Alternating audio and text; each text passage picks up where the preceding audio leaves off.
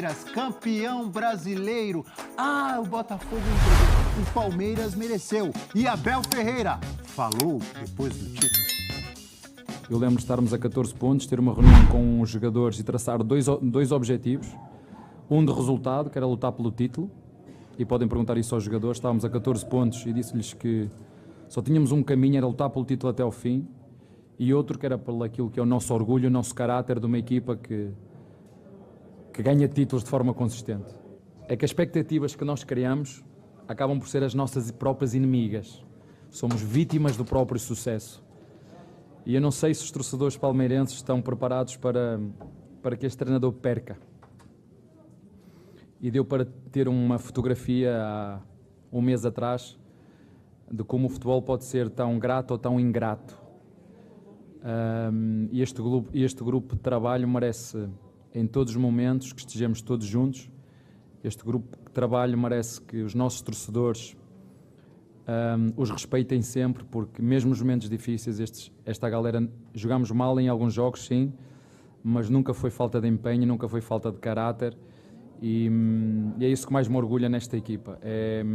Subimos o sarrafo, criamos os próprios desafios, ultrapassamos os próprios limites, contra muitos que eu entendo, porque o clubismo fala muitas vezes mais alto, mas este grupo de trabalho é resiliente e às vezes as pessoas perguntam-me qual é o segredo. Eu não vos consigo explicar. Sente-se quando vocês, e sei que agora está fechado, mas sente-se no grupo de trabalho um respeito, uma amizade e uma competitividade muito grande, que são valores que nos acompanham. Tá aí o Palmeiras, do grande Abel Ferreira, o maior técnico da história do Verdão, de Hendrick jogando muito, de Zé Rafael, um monstro no Campeonato Brasileiro, Rafael Veiga, injustiçado na seleção brasileira, o Verdão de Vanderlan, de Fabinho, de Hendrick, meninos da base, professor, de Richard Rios, que dupla de zaga, Gustavo Gomes e Murilo, Piquerez, que não jogou ontem voando. Que goleiraço. É o Verdão campeão, professor. É o Verdão campeão que superou, e quando a gente pensa que perdeu o Dudu no meio do caminho, perdeu não só o Rony de corpo presente, mas o futebol do Rony já não vinha sendo o mesmo. Perdeu o Gabriel Menino no meio do caminho. Perdeu o Gabriel Menino, que por sua vez já era um remendo para o caso do lugar do Danilo. Lembra? O homem fazendo cada vez mais com menos, né? O trabalho do Abel, realmente. Dessa vez teve aquele, com perdão da má palavra, interregno da Libertadores, em que a gente fez a crítica aqui do efeito dominó, né? Por conta de um problema, ele mexeu em vários. Demorou para recondicionar esse time, mas achou a solução com os 3 zagueiros, ou com o falso terceiro zagueiro, que é o lateral, fazendo a saída. Deu amplitude com os laterais. Aquele jogo com o São Paulo foi um marco, a goleada, a maior goleada da história do Clássico contra o São Paulo. Dizer o quê? Fim de ano está virando uma rotina. Esse ano, surpreendentemente, a gente não esperava. O Palmeiras se reinventou, o Abel se reinventou, e dessa vez se reinventou com muito pouco tempo. E permita-me completar o seu raciocínio, professor. Se reinventou com Breno Lopes também lá na frente. Sim, sim. O que é também um mérito do Abel no sentido de reconhecer, né? Eu não sei também se era o tempo certo, sabe? Abel nosso, Abel Neto. Eu não sei se era o tempo certo. É que nem o caso da cobrança do Hendrick. Me parece que o Abel é um técnico que sabe muito bem o melhor momento para os seus jogadores. Talvez o melhor momento para o Hendrick não fosse aquele da Libertadores. A gente também jamais saberá. Não dá para fazer uma cobrança tão direta. Puxa vida, errou porque não botou o Hendrick para jogar. Ainda mais porque hoje em dia nós estamos muito mais afastados de treinos, do dia a dia de clubes, do que estivemos em outros momentos das nossas carreiras de jornalistas e como era a própria vida do jornalismo, né? Então não dá para fazer essa afirmação. Muita gente pode fazer essa coisa cartesiana. Se ele acertou agora, por que não acertou antes? A vida não é assim. E o trabalho do Abel mostra que ele sabe dosar, na hora certa ele escolhe os jogadores certos para as funções certas. É mais um título de quem está sobrando. O Palmeiras sobra no futebol brasileiro. E não é só porque tem dinheiro, não. E olhando as imagens ali, eu lembro, é o Palmeiras de Everton. Que goleiro tem o Palmeiras, que goleiraço. E de Leila Pereira também, Eugênio Leal. A Leila Pereira que dá sequência a um trabalho, né? Eu acho que é mais uma consagração. Vamos ver aí essa tela. Vai você, amigo. Olha só o aproveitamento dele, 61% no Brasileirão. Então, por quê? Foi um time nesse Brasileirão muito consistente. Mas chegou a estar 14 pontos atrás. Sim, chegou, mas ele estava fazendo o dele. Era uma campanha, eu até ontem comparei com uma maratona. A maratona tem aqueles caras que vão na frente, disparam na frente. E tem os que vêm ali no segundo pelotão, mas sempre mantendo um ritmo. O Palmeiras manteve esse ritmo o campeonato inteiro. Quando se aproxima da reta final, dá aquela arrancada. É o sprint final do atletismo. Foi o que o Palmeiras fez. É claro que ele, para isso, teve que ir fazendo ajustes. Porque o futebol é assim, as coisas vão se modificando. Então, os ajustes feitos a partir da última data FIFA modificaram o desempenho do Palmeiras. E eram necessários, porque o Palmeiras tinha perdido a sua referência quando saiu do machucado e ficou um tempo ali tentando entender o que ia acontecer. Houve a última parada para a data FIFA e o Palmeiras, com sua comissão técnica liderada pelo Abel Ferreira, se reinventou. Volta numa outra pegada e aí, 2 jogos que são icônicos. O 5-0 no São Paulo e o 4-3 no Botafogo. São jogos que definiram essa arrancada. E olha, teve um outro jogo icônico aí. O Palmeiras perdeu por 3-0 para o Flamengo no Maracanã. Poderia ali achar que não dá mais, ficou difícil e tal, perdemos. Perdeu para o Galo, não foi? Perdeu para o Galo em casa, perdeu para o Santos. Mas estou falando nesse naquele momento, da arrancada. Nesse recorte. Mas nada disso abalou, o time teve cabeça no lugar, teve competitividade, teve força para ir buscar um título que era muito difícil, era muito disputado, estava todo mundo ali embolado. A gente lembra quando o Botafogo foi perdendo a liderança, o Bragantino tinha até mais pontos do que o Palmeiras naquela altura, o Flamengo estava junto, o Galo chegando, o Grêmio termina em segundo lugar, ou seja, poderia estar ali também, mas o Palmeiras teve cabeça no lugar. Isso é fruto de um clube que se reestruturou. O que ele faz hoje é colher o que foi plantado desde aquele período em que o time estava ali com risco de cair para a segunda divisão, que chegou a cair em 2012, mas a participação ali do Paulo Nobre, ajudando a colocar as contas em dia, e o Palmeiras, a partir de 2015, entra num processo de profissionalização, de resultados, e hoje é um clube que tem um projeto de futebol. É um projeto de futebol que vem das categorias de base. Melhor base do Brasil. A melhor base do Brasil. Eugênio. Ele é planejado, que tem integração da base com o time principal, que tem um projeto científico por trás. Então, tudo isso não é à toa que a gente vê o Palmeiras ganhando. Tem uma grande comissão técnica, muito competente, tem um investimento. Às vezes a torcida fica chateada, queria mais reforço, queria mais jogadores e tal. Não dá para ganhar todos os títulos, mas, de novo, campeão brasileiro, com os jogadores que estavam lá dentro. É importante dizer isso. Reforço é sempre bem-vindo, reforço que chega e que encaixa no espírito do elenco é bem-vindo, mas o Palmeiras levanta essa taça sem reforços, os reforços que eram cobrados por parte da torcida, que resolveu aproveitar o momento da eliminação da Libertadores para mostrar insatisfação com a diretoria, porque a diretoria tem uma filosofia, um pensamento diferente do que a torcida espera.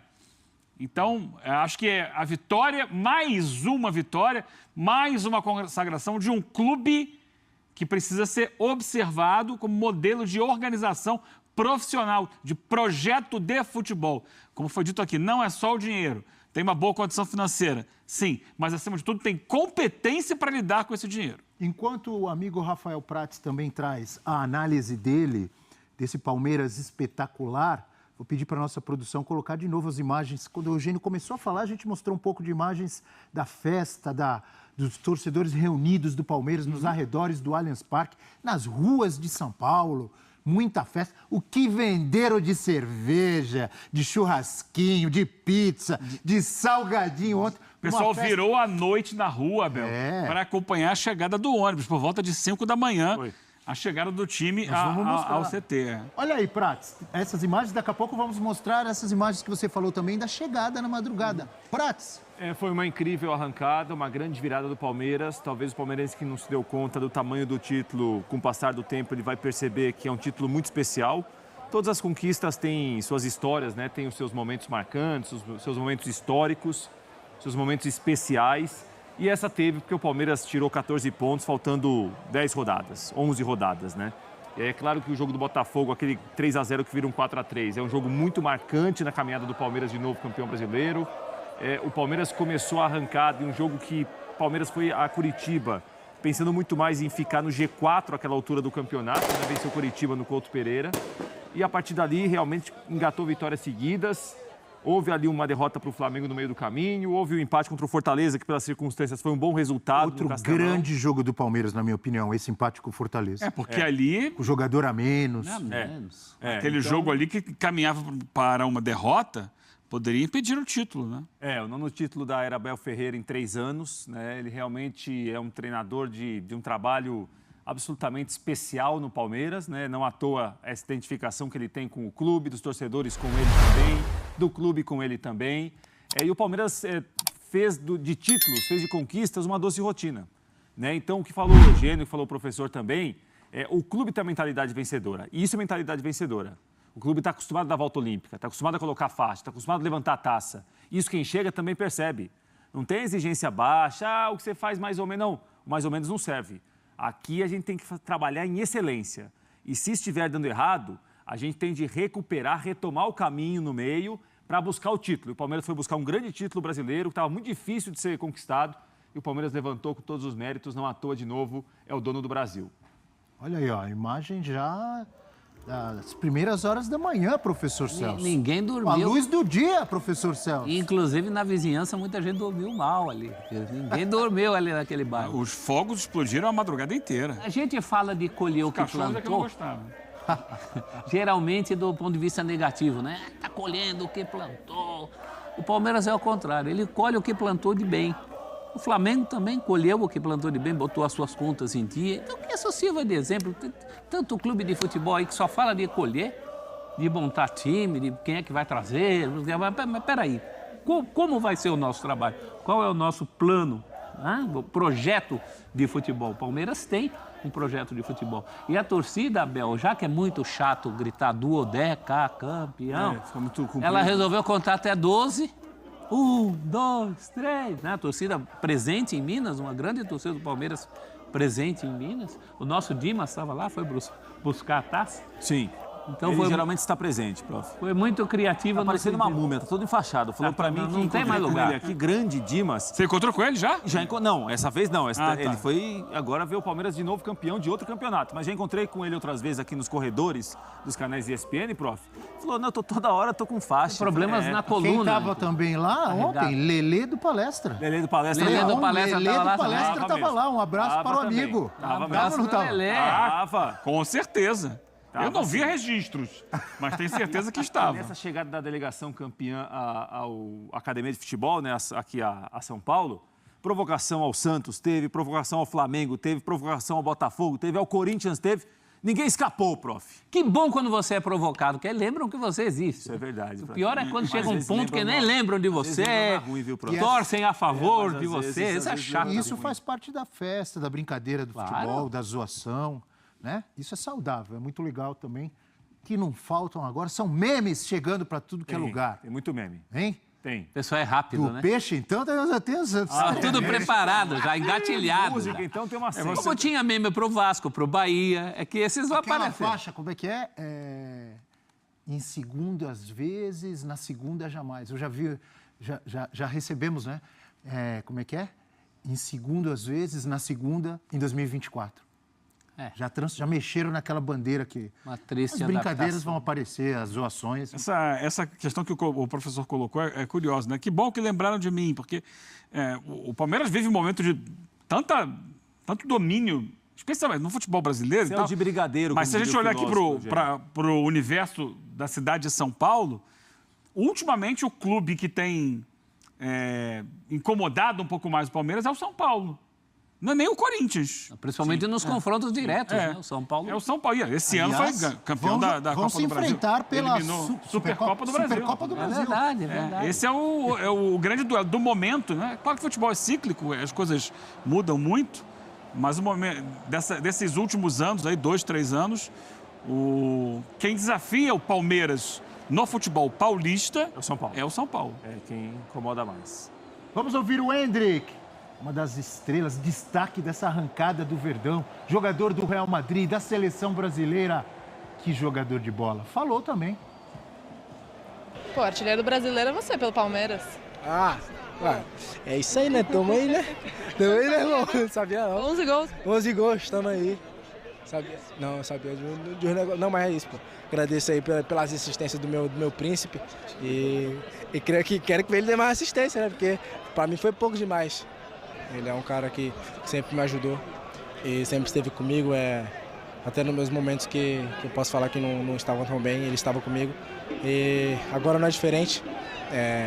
Eu sempre vou na casa dele, a gente sempre conversa, a gente sempre resenha e isso é muito bom. A nossa amizade é muito boa e espero que dure para sempre, né? E que ele vá lá me visitar, né? Em Madrid. Deixar meu quarto. Só deixar meu quarto e é isso, pô. Ah, já convidou, já vai ter visita em Madrid pro Endrick, professor. Isso não vai ser problema. Pode crer que vai ter lugar. Não precisou de muito tempo. Artilheiros do Palmeiras do Brasileirão 2023, Endrick é artilheiro com 11 gols em 1.559 minutos. Rafael Veiga, 9. Flaco Lopes fez 5 gols. Breno Lopes fez 5. Muito importantes, né? Também os gols do Breno Lopes em jogos difíceis. Fez gol contra o São Paulo, fez gol da vitória contra o Goiás. Não lembro se fez Fluminense. Fluminense, Rony, 5 gols e Arthur também 5 gols. Bem dividido, né?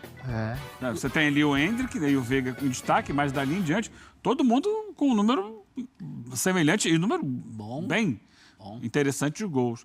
Agora, Abel, só para pontuar o que a gente está vendo ali, o Endrick, viu a tela do Endrick em primeiro lugar. Diga. Como é que você vai me dizer, Abel, que esse campeonato em que a gente pôde ver o Endrick não foi delicioso? Mas foi, pô, eu Não concordei é uma com você. delícia ver o Endrick Eugênio, jogando? vamos falar Para quem de gosta coisa séria. Tô falando sério. Coisa séria. O Endrick foi decisivo para o título do Palmeiras. Quando começa o campeonato, tá escrito lá, 4 clubes vão cair, 4 torcidas vão ficar tristes, faz parte. Mas um campeonato que tem a possibilidade, é uma questão histórica. Daqui a alguns anos a gente vai lembrar. Pô, lembra daquele ano em que o Endrick entrou... Está me incomodando um pouco, Eugênio. Você está muito leve. Claro que o assunto é de uma leveza incrível, porque o Palmeiras de novo Estou falando do Palmeiras, do Endrick. Merecidamente. Não vai ser histórico você lembrar e que pode desfrutar do talento do Endrick com 17 anos. Como foi Gabriel Jesus no título. Como contar a história do Palmeiras campeão sem falar do Endrick. Então, ele muda o time quando ele entra. Cara que chega e bate no peito e fala assim, me dá a bola. Dá a bola em mim, contra o Botafogo. Jogo é um jogo... Dá a bola em mim. Olha, gente, isso é Só histórico. gostaria de lembrar que ele, apesar de poucas participações no Brasileirão do ano passado, também foi importante. Jogou menos. Sim, né? fez inclusive o gol lá contra o Atlético Paranaense. Né? Exatamente. Mas assim, o Endrick tem um ano muito interessante, porque a gente está vendo essa imagem final aí. Não foi um ano fácil para o Endrick. Porque ele não esteve bem a maior parte da temporada. Ele começa com uma expectativa muito grande, como titular no Campeonato Paulista, vai mal no Campeonato Paulista, vive um longo jejum de gols, não consegue mostrar no time principal o que ele mostrava no time de baixo, travado, com dificuldade. Acho que é uma adaptação mesmo de você jogar com jogadores mais experientes, mais fortes, mais altos, e ele demora para conseguir encaixar. Ele sofre ao longo da temporada e ele explode nessa reta final. Ele começa a explodir no jogo contra o Boca, que é o jogo que o Palmeiras é eliminado da Libertadores. Mas ele entra no segundo tempo e dá uma esperança à torcida. Faz um bom segundo tempo ali. E ele mostra para o Abel, mostra para a opinião pública que, enfim, ele estava pronto. Ele demorou a se confirmar como um jogador pronto para jogar no nível profissional. Só que deu tempo dele terminar o ano brilhando como um jogador que a gente vai lembrar. Desses últimos meses de campeonato, o cara que foi decisivo para o Palmeiras ganhar o seu 12º Será que ele título. demorou ou as coisas se precipitaram? A gente está falando de um menino de 17 anos. Ó, Sim, jogador mais jovem a entrar em campo pelo Palmeiras na história, com 16 anos, 2 meses e 15 dias. E por que ele entrou? Porque ele é craque. Porque é difícil um jogador vestir uma camisa do tamanho, do peso, como é a do Palmeiras, profissional, com essa idade. Só os grandes jogadores fazem isso e ainda resolvem. E a expectativa, E fui acusado né? de ansioso aqui quando eu fiquei pedindo. O Prates Né, não senhor queria. Prates? O Prates não queria. Não, mas assim, eu concordo com o Prates. não Deixa eu quer? defender o Como a gente Prates. costuma falar lá no interior, professor. Vocês ficarem agora contando vantagem em dezembro, vocês falaram em janeiro. Então ele entrou no time, na verdade, lá para setembro. Vamos ter calma, muita calma nessa hora. E ao entrar no time, me parece que o Abel Ferreira repensou algumas coisas em relação ao que ele pensava do Endrick. O Abel teve dificuldade para utilizar o Endrick de uma maneira melhor, porque o Abel gostava de um jogador talvez mais fixo em uma faixa do campo. O Endrick é um jogador que gosta de liberdade para carregar a bola, para, sabe, aquela história de não guardar muito posição. E arranque. Bom arranque, então acho que houve dificuldade também nisso. E nisso o Abel repensou, como falou bem o Eugênio, deu tempo. Deu tempo quando ele entra no time, entra bem na reta final. Só corrigindo, você falou que eu pedi, ou nós pedimos em janeiro? Sim, Foi não é antes. verdade, Foi antes. Foi no ano passado. Foi em dezembro lembra? do ano passado que a gente estava aqui. Mas aí Tá contra o fazendo um Atlético ano. Paranaense eu já estava pedindo. Mas aí estava correndo na descida. Correndo na subida é outra coisa. Agora, olha, uma coisa é certa, na subida, na descida, esse menino é diferente. E a gente está falando de um nível de exigência, porque é diferente. O Endrick entra para ser isso aí. O cara que decide campeonato, o cara que decide jogo, o cara que pede bola. Ele não é o cara que entra numa posição para recompor, para acompanhar a lateral. Não é isso que a gente está pedindo dele. Ele está pedindo protagonismo. Então, é muito o que esse menino já fez na vida. Não só nessa categoria. Em todas as outras categorias, ele estava sempre adiantado. Ele sempre jogou entre gente muito mais velha que ele. Mas o mais importante, faz gol. Sabe jogar, E como faz gol? faz né? gol. O Tem jeito. facilidade para fazer gol. São né? gols autorais, né, Abel? É coisa dele. Fiquem ligados para mais atualizações sobre o Verdão. Não se esqueça de deixar o seu like, se inscrever no canal, comentar e compartilhar. Avante palestra!